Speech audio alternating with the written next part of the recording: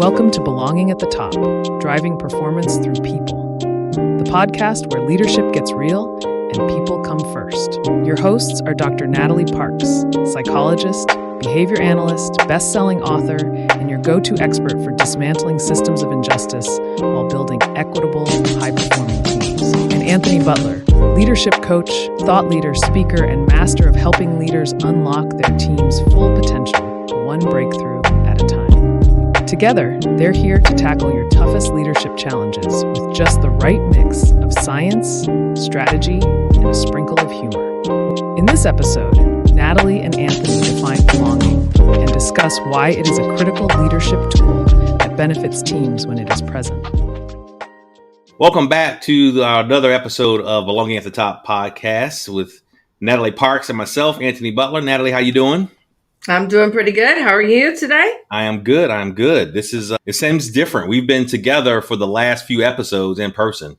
So now we're back to the original format, sitting at home, using our digital tools to do this podcast live. So but here we are. It's not quite as fun now that we are back here. I know we got really spoiled. We got really spoiled. So I don't know. That just means we have to travel more and schedule more sessions in person and with guests. But that's right. But the show must go on. So we continue doing what we got to do, pushing the content out. So today, I think we should just talk about belonging, right? So we've been doing this podcast. We started again, as we talked about before. We created it kind of out of chaos. Changes in the culture about what DEI is and what the training kind of work that we do in improving workplace cultures. But we never we've never actually focused on an episode that talked just about what belonging is and what we mean by belonging. We've kind of defined it here or there in context in some of our discussions, but we've never had an episode focused on actual belonging. So I think, this is a great time to do it. It'll fit in with, some of the other stuff we've got lined up. But I think this would be a great time to kind of lay out there, especially for people who are listening and who are either new in their leadership journey.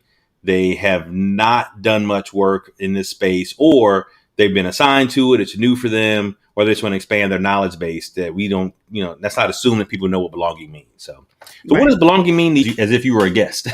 As if I was a guest. Right. Belonging to me, especially in the organizational context, right? So I think it is important to make sure that we stay within that context. To me, it means that you can show up at work, you feel good about the job that you're doing, and you're able to contribute in the way that you anticipated or the way that the job is lined out, right? So, I get a lot of questions about, various aspects of belonging or things that maybe aren't belonging, and we'll get into that. But I think ultimately, I was hired to do a certain job. I am excited about that job. I am now going to the organization. I feel good about the work that I'm doing.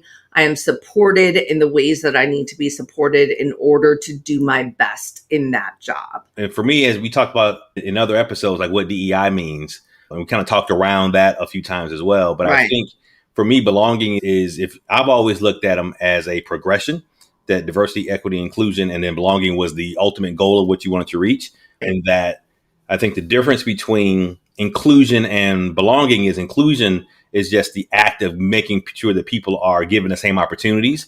So where diversity is bringing them in, it's a hiring function.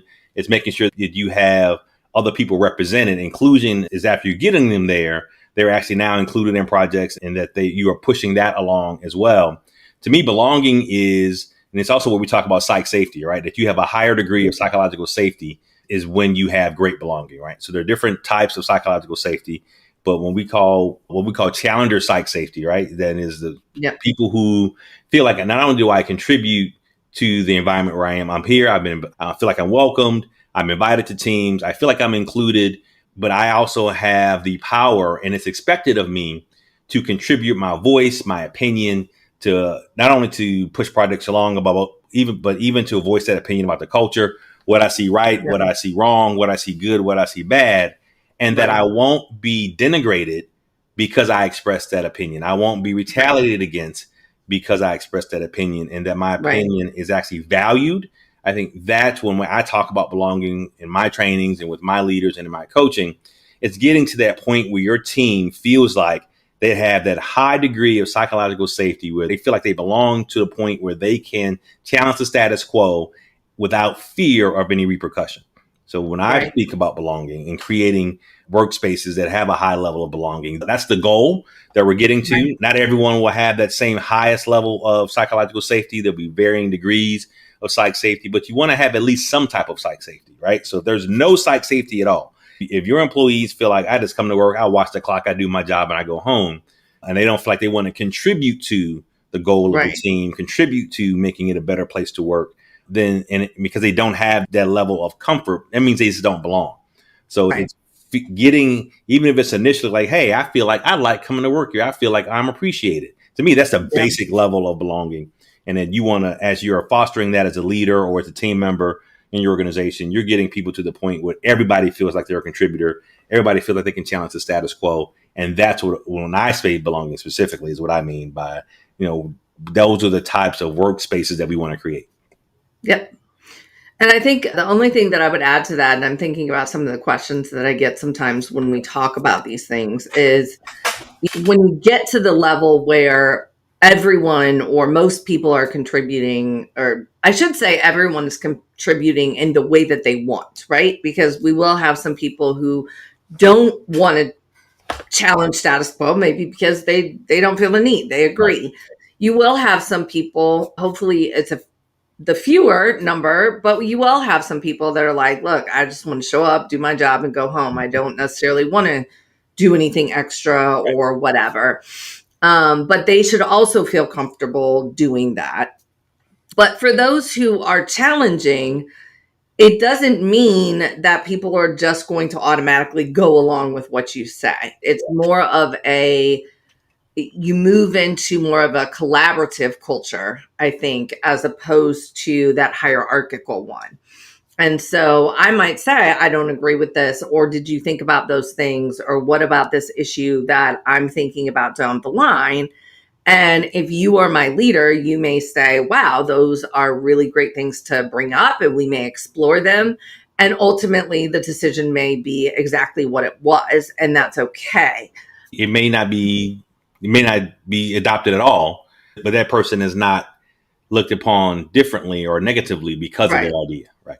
Exactly.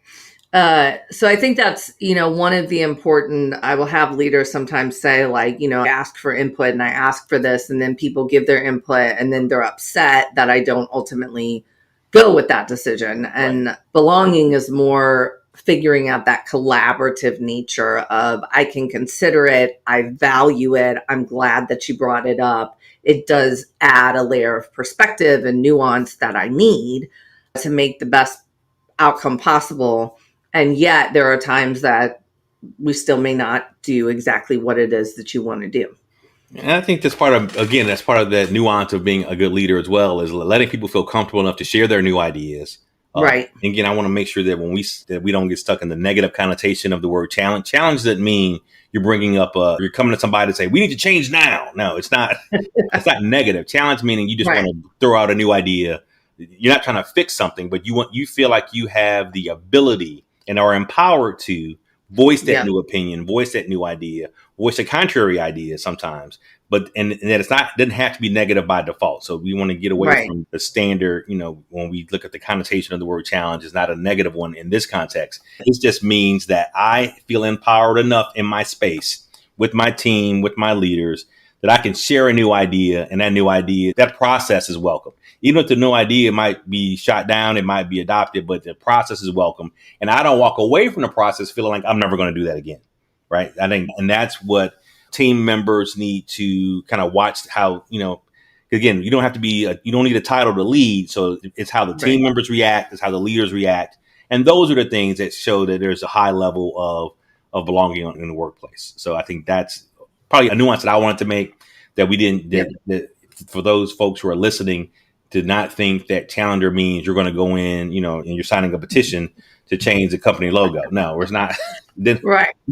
Be all that. You don't have to go on strike to challenge the status quo. Right. Not what we mean, but it's the process and the comfort level of, hey, I have that ability. I am empowered to voice an opinion, bring new ideas, and it's part of the fabric of the team. And that's where we want to say when we're talking about getting to that high level of belonging in a workspace, that folks feel like they have the ability to do that, as opposed to being hindered in that they can't do it at all because this is not something that the organization or the team leader appreciates or welcomes. So I think that's the nuance when we talk about belonging, is really what it is. Because, it's also, even as leaders, because leaders are team members as well, is that realizing that not all your ideas are going to be adopted.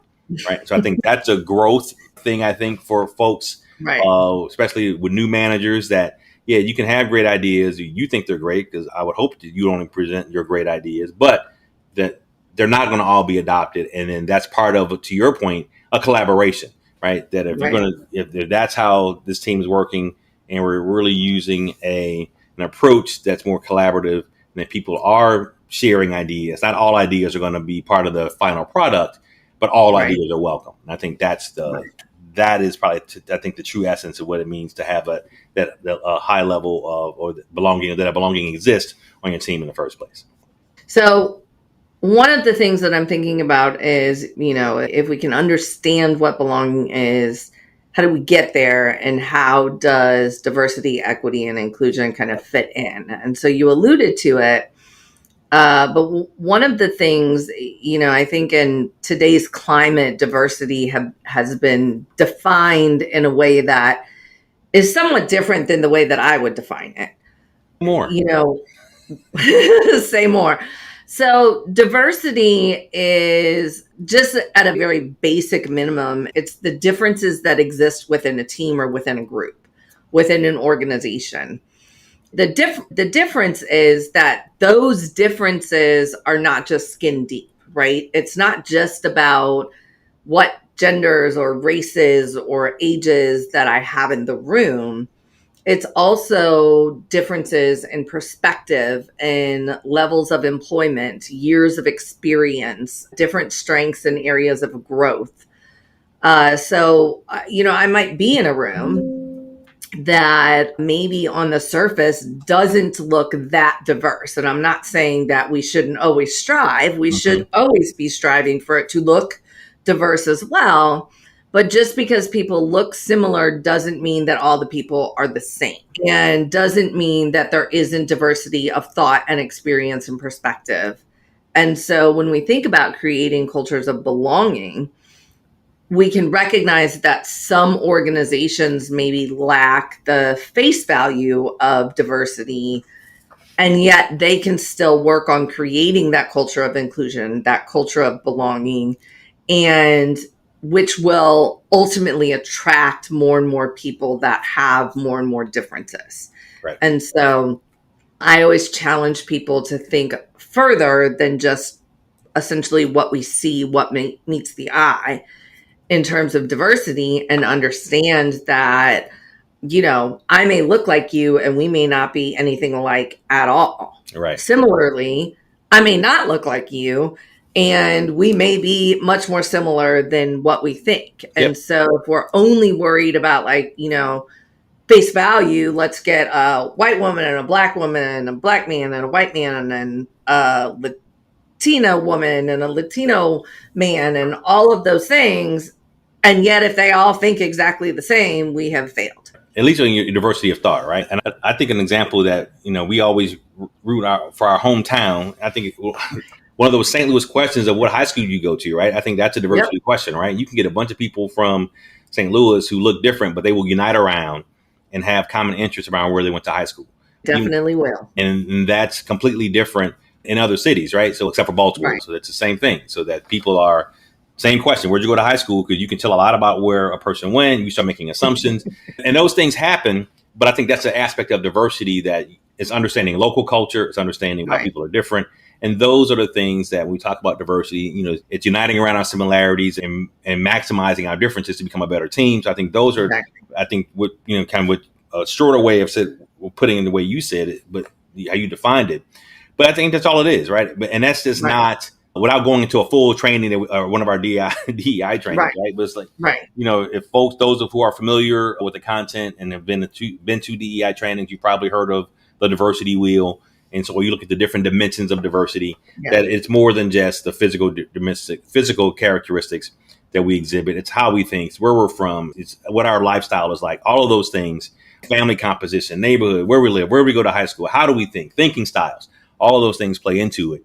And it's having that understanding, again, going back to your original point of how do we get to belonging, that you need to understand all of that before you can get to belonging. Right.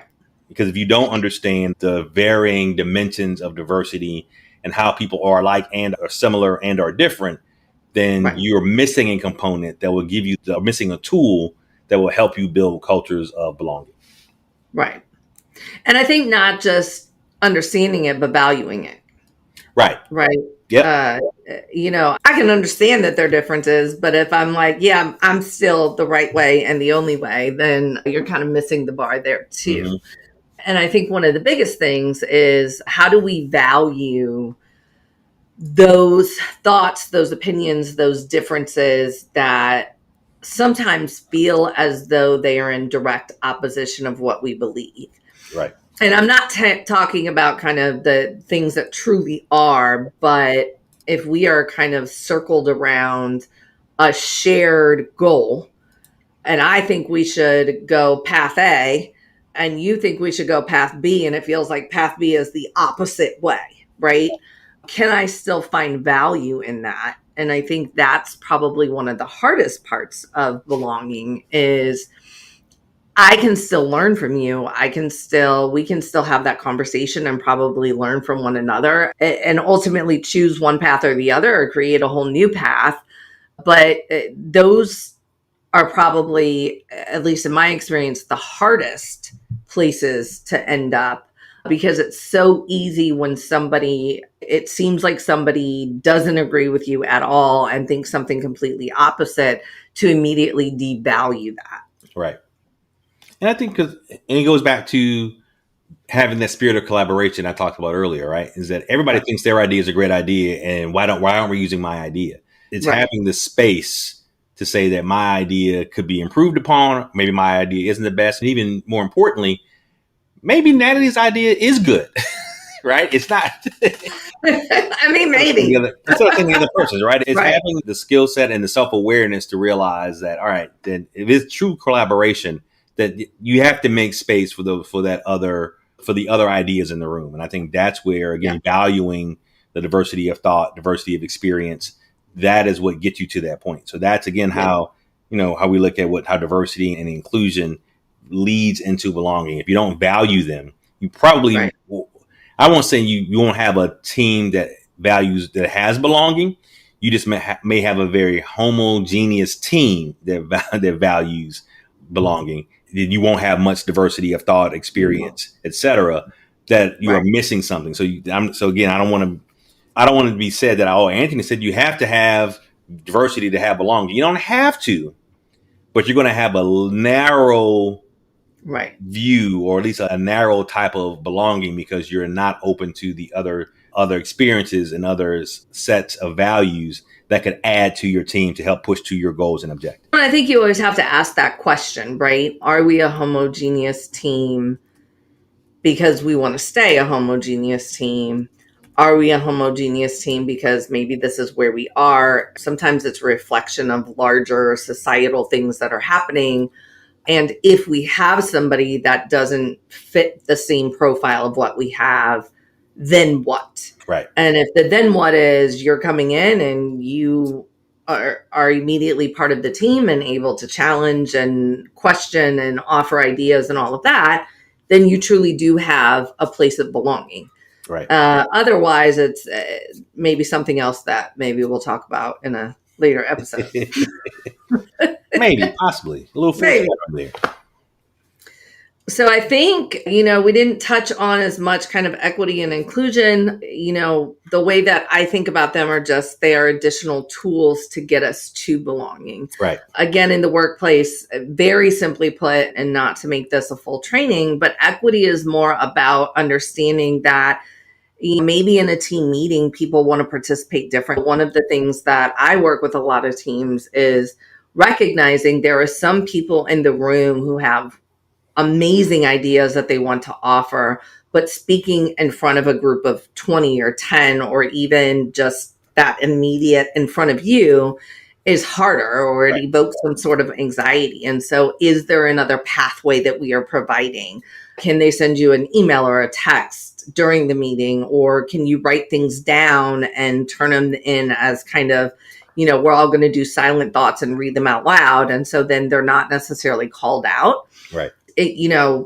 So that's kind of where that equity component comes in. It's just like, what pathways are we allowing, and do we recognize that the typical pathways don't always allow everyone to participate? Yeah. I call it access, right? It's what access do you have, right? You can invite me to the party or invite me to the team, but if I have nowhere to get there, right? If it's across town, or if it takes you, a 10-minute walk, but for me, it's a 45-minute commute, the access is different. So it may not be as equitable depending on what the opportunities are and how they're presented. So that's how I look at equity that way, is what level of access does the team have similar alternate pathways, right? They're going to give them the access to get there, to actually be in the team and feel that level of belonging, and to have that high level of the spirit of collaboration that they want to actually do it, because now they don't have to jump through hoops and hurdles to get there, or that it's something that, to your point, like learned a long time ago, that you can't manage everybody the same way, that you can't reward people the same way, right? Everybody didn't want to be called out to the stage, given applause, name in front of the group. Some people are like, man, just give me a bonus. Some people would be mortified by that. Exactly. Some people are mortified by that, right? So to me, it adds to the belonging, but it's also, you can make a person feel not included by doing that, right? If that's not how they do it. So just like I would say that for me, another way of thinking of equity is what access does the person have to the team. I think inclusion is definitely a verb, right? Where diversity is a noun, it's a thing. You can see it, you can define it that way. I would say that inclusion is the action of making sure that people are, so now that you've got a diverse team, you've recruited them in, it's a function of recruiting, you've gotten them there, you've got varying experiences and backgrounds, et cetera. But what once they're there, right? How are you giving them the opportunity to participate? And then what levels of access do they have to do that? Right. So that's how I will look at diversity, equity, and inclusion in that order, based on how I just described it. And those are all things that go to somebody's quality of life at work, and the level of happiness at work. All ways of saying, do I feel like I belong in this space? And I think of the sayings that comes to mind that I've heard so many say kind of in this space is that diversity is being invited to the dance and inclusion is being asked to the dance. But if we add on that belonging is actually dancing in your own style and people celebrating that. And not laughing at you, right? Right. Not laughing at you. They might even join in. Not like when I do. If it's a line dance, though, I'm not doing it.